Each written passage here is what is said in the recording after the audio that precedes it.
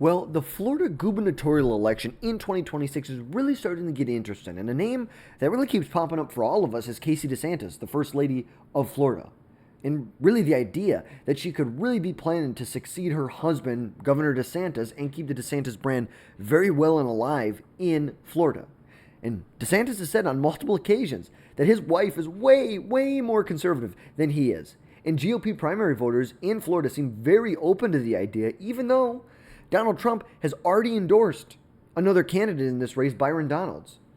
The GOP voter in Florida seems very open to the idea of DeSantis running. Now, Casey DeSantis, she is 44 years old, and right now, of course, she is the First Lady of Florida. She's a former TV reporter. She has 3 children. She's a breast cancer survivor.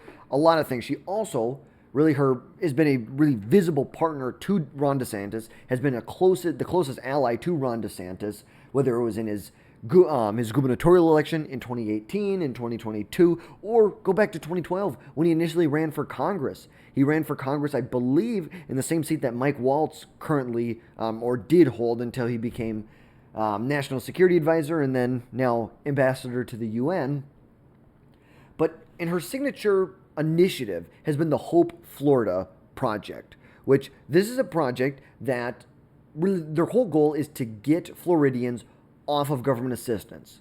They want to do this through community-based support, and they claim that they have aided roughly 30,000 people and saved the state upwards of $100 million by getting people off governmental assistance.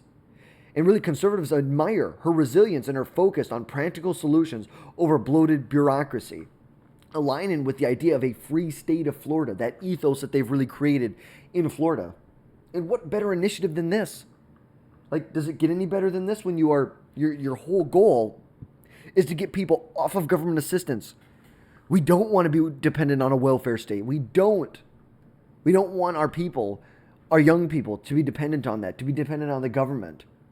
But her high profile has really fueled a lot of speculation around running for governor in 2026 when Ron DeSantis is term limited. Obviously, elected back in 2018, reelected in 2022. You can only serve 2 terms per the Florida Constitution.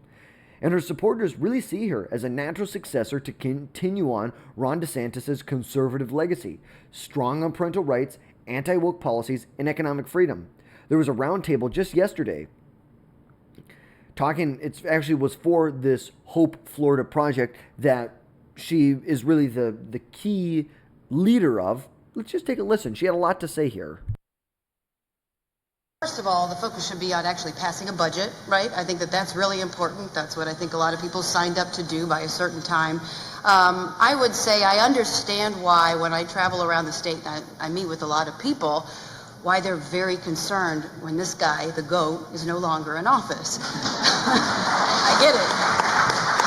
I mean, I tell you what, he laid it out at the top. I mean, just going over our economic numbers, paying down 41% of our outstanding debt. We have the largest net in migration. We have more new business formation than any other state in the United States of America. I mean, people are moving here because they love Florida. And they love this guy. They love what he's done for parents and standing up for parental rights and education, for making education #1 across the state, whether it's K through 12 or whether it's higher education. They appreciate what this guy has done when it comes to our environment. I mean, paying billions of dollars to invest in water quality, to restore our Everglades, to leave the state of Florida better to God than we found it. And so you also look at public safety, 50-year crime low. People know when they move to the state of Florida, and again, he's not inviting people to move to the state of Florida, but they are coming, that they know that their families are going to be safe, and that they're going to be protected, and he's going to do everything he can to back the blue and to make sure that we're giving bonuses to people who are putting their lives on the line. So I get why this is a big conversation, but I will also say it's more than a year away from qualifying. I mean, I think we need to be thinking about what the people put people into office to do to try to make sure that they're delivering on the promises that they told the people they were going to do when they first got elected. So I think there's a lot of time to think about it, but I definitely understand why people want to see the GOAT, someone who stands up like the GOAT. And I didn't even mention this, too. So you think about all of the accomplishments that the governor has done, right? And it's unparalleled across the United States of America. I mean, he's the best for a reason. But I'll tell you one thing that I've had the privilege to watch from behind the scenes is that guy has a backbone of steel. You can say all of these things, right? You can go out and you can have your talking points, but if you do not have the courage of your convictions to stand up and fight for them like he did during COVID, I mean, the entire world descended upon this guy. And I watched from behind the scenes. He was like a steely-eyed missile man every day of the week fighting for you to keep the state open, to get our kids in school, to make sure that you weren't smothered by a mask or had a mandate to take a COVID mRNA jab contingent upon you keeping your job.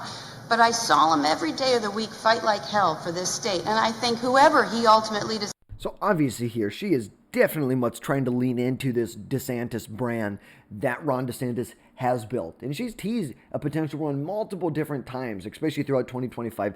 But she made it very clear, look, you're still over a year out from even qualifying for a primary at this point. We still have a long ways to go. But that hasn't stopped her husband, Governor DeSantis, from openly hyping her up as a candidate in 2026. Like we said earlier, he called her, quote, as conservative or more conservative than me, and claimed that she'd outperform his record-breaking 2022 election. When he won, it's like it was just an absolutely outstanding victory that DeSantis won. You know, you go from winning by 1.5 points over a crackhead, Andrew Gillum, to winning the state by almost 20 percentage points. Remember, DeSantis barely won the state. No, it was Brian Kemp who won by 1.5 points. DeSantis won by 0.39%, not even a half a percentage point. Fast forward 2022, he wins by 19.4 percentage points. 1.5 million votes he won by in this election. And, you know, sources have confirmed that Ron DeSantis has been reaching out to donors on her behalf, signaling that there is serious groundwork being laid behind the scenes. And polls show that Republicans are very much open to this. They're very much open. We do have a poll right here. This was a head-to-head poll, or I shouldn't say head-to-head poll, but a poll within the Republican primary. 29% of likely Republican voters would support Casey DeSantis.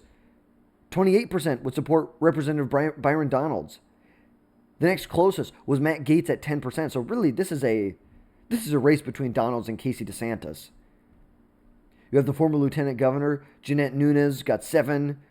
Miami Mayor got 5%. Wilton Simpson, 4%. Charles Burkett got 3%.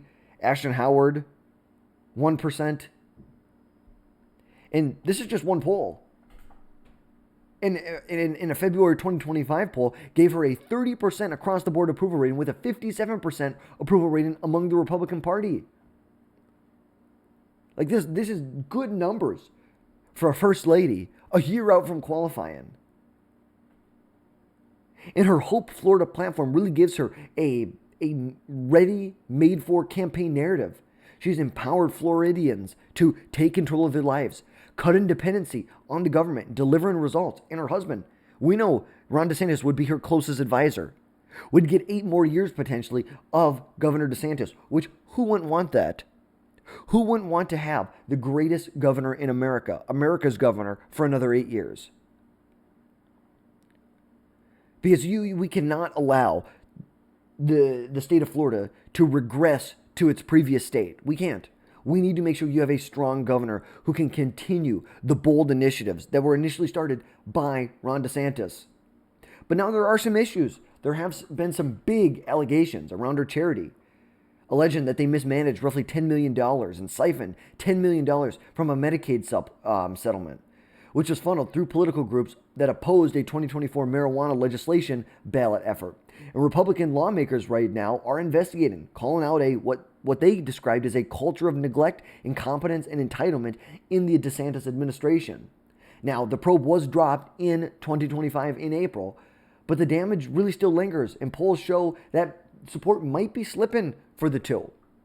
And also, you have to remember, Byron Donalds is a Trump-endorsed conservative in this race. He may not be the best candidate, in my opinion. He's not the best candidate. But he is a formidable rival. And now, he announced that he was going to run in February of 2025, and he raised like $12 million over the next month. $12 million. That's not a bad haul. But there is still a serious donor network in place that has been urging Casey DeSantis to run in 2026. But there was another poll in May of 2025 from James Madison Institute that showed Casey DeSantis leading with 44 to 25% of the vote in the GOP primary. 44% of the votes she's getting.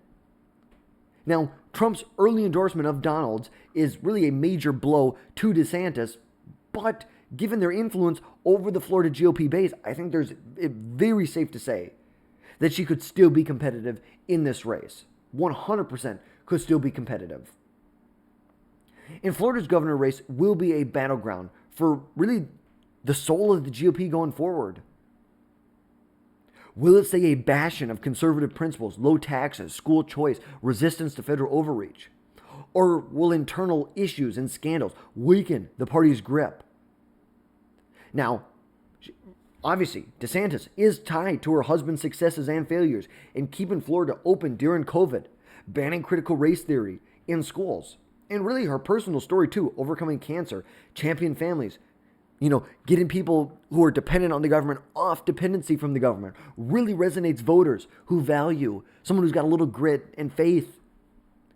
But Donald still does appeal to the MAGA base very well, and with Trump's backing, there could be some grassroots support for him there. So, and maybe after 8 years of DeSantis, maybe the Florida GOP, they're ready to move on. They're ready to try something else. As someone who hasn't lived in Florida, I would love to see DeSantis continue on in Florida, but obviously that's up to voters in Florida. So obviously there's a lot of risks in the idea of putting DeSantis up there. There's some scandals that have come out.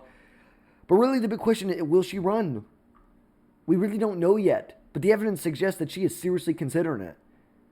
Her public comments, Ron's endorsements, and really a donor outreach to the point where you have serious groundwork being laid for her to run. And if we can see this Hope Florida scandal really start to cool down, the prospect of her being the nominee will continue to increase. That's at least what I believe. I truly do believe that. But so the 2026 Florida governor's race is shaping up to be a really competitive race between Casey DeSantis and Representative Byron Donalds. A lot of drama inside the GOP, whether she runs or not, obviously her decision, but it will ripple through the conservative movement, testing Florida's commitment to freedom and accountability. So what do you think? Do you think Casey DeSantis should run, or do you think it's time for new blood in Florida politics? Someone like Byron Donalds. Let me know your thought down below. And if you found this breakdown helpful, drop down below, hit that subscribe button, make sure you never miss another video from us again in the future. And folks, we will catch you next time.